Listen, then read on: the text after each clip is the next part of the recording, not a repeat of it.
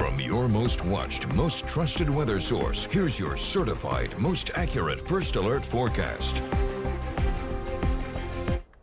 Still some showers to go heading into tomorrow. Most of us saw dry conditions tonight. Most of the rain's been down at the coast, but tomorrow it's kind of the opposite. I think the coast has the lower chance and inland areas may get the better chance of a quick shower. Probably around 1 or 2. That's where we've put rain chances. If you look at the app, about 1 to 2 tenths of a degree, a little bit higher, about 40% rather than 30%.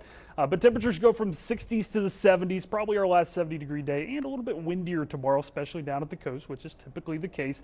Highs in the 70s there as well, but just a kind of a mention of a shower as we head later into the afternoon. We've got low clouds down at the coast. Some of these clouds look really low to the ground. Not raining anymore at our camera, but compare it to our Grifton camera, which is higher up in the air, but even the clouds are higher up. So a little bit of a different forecast tonight where not everybody's getting the same thing. The rain is on the way out. If you're in Carteret County, Onslow County, you might get some sprinkles, maybe some mist, but I don't think you'll get any more rain like what we're seeing move from Rodanthe back over to Stumpy Point, Manteo, Englehart, over towards Swan Quarter. A little bit heavier of a band goes down into Pamlico County and a little bit of Beaufort County. This is all lifting to the northeast, kind of where 33 turns into 55 and kind of starts that loop back around. And it's decently heavy rain. It's just not going to be around long enough to drop more than a few hundredths of an inch. The rain that's been moving through the New Bern area already north or on the news, back up towards really north of Bridgeton now, heading up towards Vanceboro, and this will kind of just continue lifting up to the north. So you'll get a few raindrops, but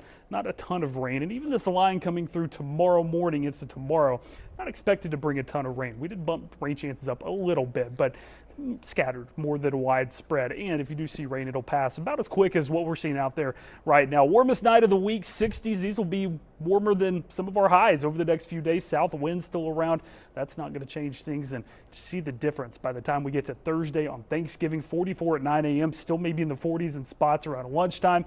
Getting into the 50s as we get into the afternoon. And just kind of see a pattern of more cold than warm. This is going to settle in. Now the really cold stuff stays to the north, but if we can get winds calm enough, I think Saturday morning we might drop down close to the low 20s, and then we try to warm up. By Sunday, we could be close to or in the 60s. That might not happen just because of all the cold air to the north. You see, there's a lot of it, but I do think there's going to be a chance that we warm up. And since we're kind of on the line between the cold and the warm, I think we also get a storm system early next week that could be storms if it's warmer, or could just be a cold rain if temperatures aren't able to rise. But the cold air does come back for the end of the week. And then after that, I think we would get back into a more warmer pattern heading deeper into December for the second week of December. You can see that first big dip down to 55 on Thursday, 46 on Friday. Last year for Thanksgiving, we were close to 80 degrees. So it's going to be about a 20-25 degree difference compared to last year. There's some 60s. We'll see how much of that's able to come in. Maybe a